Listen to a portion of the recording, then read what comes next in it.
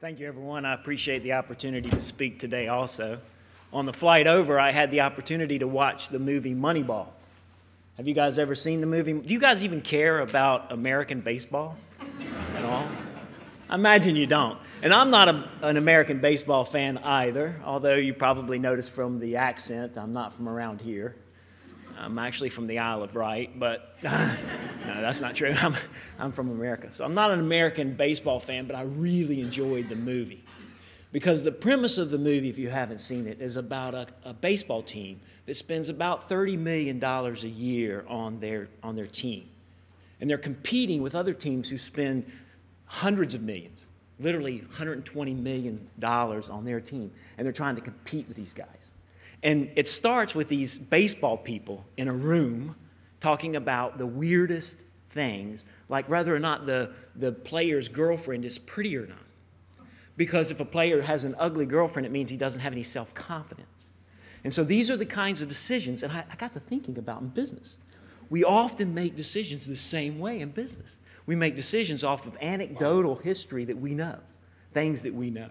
And this is true in fraud, it's true in debt, it's true across the board. The movie really talks about how this one manager of this team that spent only $30 million a year leveraged analytics to change everything. This team ultimately went to the playoffs. In fact, they go to the playoffs every year. I mean, they're a consistently well-placed team. And in fact, one of our baseball analysts said after this, hey people, you're going to have to get on the analytics horse or you're going to have to follow it with a shovel. And I thought, hey, that's kind of cool. That's about what it's like. So as I said, I'm not from around here. I'm from a company called SAS. I'm sure most of you know us. We've been around for 30-some years. And in fact, we've been in the UK government for almost all of that 30-some years. You guys were one of our first customers. Thank you very much. So I'm not selling anything. You guys are already customers. What really sets us apart is we believe building good software sells good software. And so we spend more on R&D. We've spent as much as 30% of our revenue building new technologies. So we really believe in building the technologies. We're worldwide. We focus on analytics and data management, so you can imagine how successful we've been over the past few years. And just this year, we reached $2.8 billion in revenue. And so we're a pretty worldwide company focusing on analytics and data with a high spend in R&D. So this was an independent study done by some people. Now, I was interested this morning by the numbers put up about from the local potential fraud in those bar charts that we saw. In this particular instance, they figured half of the spend in this one welfare project was fraud or abuse, waste, error, what you guys are calling error, fine. So they figured that about half of the money spent in this one county in America was probably fraud, waste, or abuse, or error. And so that was in 2006. In 2007, I got a phone call from that county. And a fella said, hey, you guys do analytics. Come help us solve this problem. And so we did. And I was really interested. I'm interested to hear from you, too, about this. I was so interested when we arrived there that while these guys were now really serious about solving this problem of fraud and error, they really had yet to integrate their data together. For instance, don't you think if you're giving welfare, they were giving child welfare to people, you would at least know what the tax returns of those people were, right? You would want to know what the tax returns of those people were. Wouldn't you also love to know what their housing, that's their tax on we get paid tax on our houses to our county. Wouldn't you like to know what they're paying for taxes? Because it's interesting, some of the people in this program who are having their children's welfare taken care of, were paying thousands of dollars on million-dollar homes. So you have to understand, well, why is this happening? So the first thing we did for these guys was bring the data together. The second thing that we got really interested in was who's who and who knows who, relationships. So we started thinking, man, what kind of relationships do these guys have? You know, who has a relationship with the owner of the child care provider? Who has a relationship with the social services worker? who has relationships. So we started building in relationships. Who knows who, whose child's been taking care of whom before, and those kinds of things. That was really interesting. In fact, just that, a couple weeks into the program, just that, I think it's on here maybe, we found one fraud in the $3 to $5 million range. We don't know exactly because we haven't completed the full court case yet. But it's somewhere in the $3 to $5 million just in the first couple of weeks because we looked at an already known bad person and began to evaluate where they had kept their children before. And notice this was a whole ring. This was actually, they just thought it was one bad person. So just by looking at their bad people and evaluating the relationships, we found the rings. And so here was just, pretty much an easy way to approach this problem. The next thing we did was look at geography. It's interesting. LA County is one of our largest counties. It's huge. I don't know if you've ever been out to LA, but it's massive. And so people were driving 70 miles to drop their children off for the child care, and then driving another 20 to 30 miles back to work in the same direction. So just using these data things. So the first thing we got to think about was data. The second thing we got to think about was relationships. And the third thing we got to think about was prediction. Can we prevent this from happening again? Can we use analytics to say, look, this is what people were doing in the past. Show me every new application, and let's evaluate that for its value before we offer these services to them and prevent it from happening again. And that's kind of what we did to sort of help those guys out.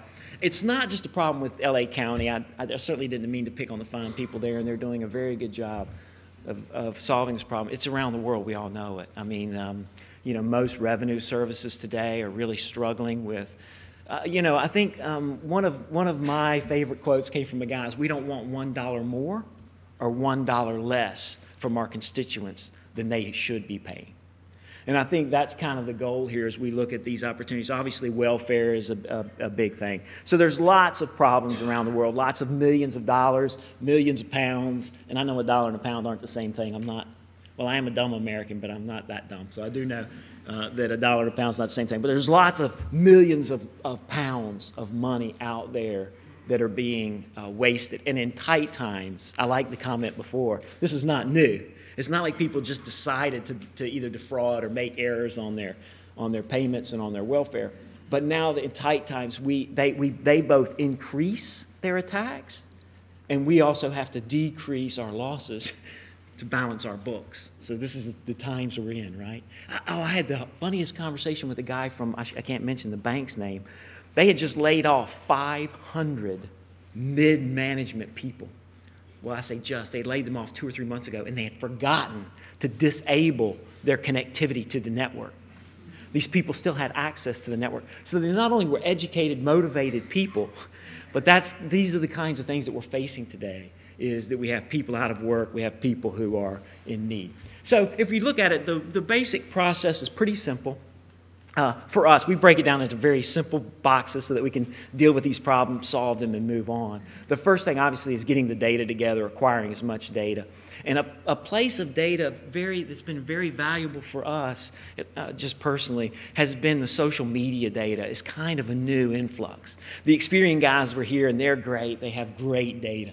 But there's so much information available to us today. Obviously, for your security, for the UK security, it's great to know what people are saying out there on the websites and on the blogs about you. It'll be very interesting, whoever in your organization is doing this social media analytics for the Olympics. There's so much you can learn that people say on the web. So acquiring the data from the web, analyzing and synthesizing that data, acquiring the data from your organization's tax, your welfare programs all around, getting that data together and synthesizing it into sense is really sort of the first step. The second step that we like to look at is, can we analyze that data? Can we evaluate it? One of the things that we find is, I think Craig mentioned, the difference between error and fraud. And indeed, it is not a big difference, but there's a huge difference in a fraudster and someone who's making an error. There's a massive difference. And can we predict that? And not only that, there's a major difference in how we deal with them, right? So finding fraud is one thing, but we have to treat fraud. And so how we manage that fraud is another thing. And so understanding the difference between a fraudster and even a criminal fraudster versus error payments, the next thing. So that's the analytics. The other thing we like is how do you operationalize this? Can we reduce the cost? Most of the people I talk to, particularly in the public sector, say we don't need more alerts. We don't need more bad cases. We don't need more audits. We need better audits. And so can we help you with the audit process? And then ultimately, I do encourage everyone to use a case management system. Most of the people out there today are still following manual processes, which leave lots of things out. And so I believe if you could use a case management system with a workflow and with disparate workflows so that you can manage each case individually, that's a big value. The thing that we're finding today is tying this back into either a real time or preventive, and trying to put the analytics and the understanding and what we know back into the operational data event. It's a big piece of what we like to do. And that's what my slide says. So it was interesting. I did have this idea of a criminal fraudster, like an opportunistic fraudster. There's fraudsters out there I had a buddy one time who was real opportunistic. He found out on his insurance that if he said the wheels off of his car were stolen, they would just send him a check. And so they did get stolen the first time, but then they got stolen like every 6 months thereafter. And that's an opportunistic fraud. And I really like the zero tolerance policy because, we've trained our fraudsters. That's been a real problem for us is we've trained our fraudsters by not cracking down on them. We've basically stopped their welfare payments, or we've sent them a tax audit or whatever. And this creates this either a movement from an error into an abusive relationship, or even potentially, I don't really think it's as characteristic to move from an abusive into a criminally minded, or someone who makes their living as a criminal. But I do think that there's these growing aspects of when I get away with one thing, I'm more apt to try to get away with another. And so what I do want to talk about is it's important. I do think that you understand this difference, but I think it's important that you understand that how you deal with these differences is critical, and probably as critical as the practices that you have today. So today we have silos of what? Of our government sections. Right? So we have tax in the silo, we have our welfare programs, we have our property, we have all these silos. But really what we should create are focuses, not on the silos, but focuses on the problem. Because I'll tell you what, if you treat a criminal ring, the same way you treat an error in your processes, it's not going to work and it's going to be ineffective. And so what we're looking at is maybe getting rid of the one silos and replacing them with focuses across them, where you have people focused on rings, on mob, organized crime. You have people focused on error. And so you start to really deal with it a little bit more like that. And then, as I mentioned in the beginning, the idea of tying people together, linking people together in the relationships, and the new introduction of social media data is just a place of amazing opportunity. So I think as you look at the analytics, as you look at the opportunity to be predictive or to be insightful and preventive in what you're doing in fraud, the thing that you do have to do is you're going to have to be descriptive. It's not going to happen on its own. So you have to have a plan. You have to know exactly how you're going to achieve that plan and at what point in that plan or in that activity you're going to inject certain types of techniques to fulfill them. I appreciate the time. Thank you very much for the opportunity to speak to you guys today.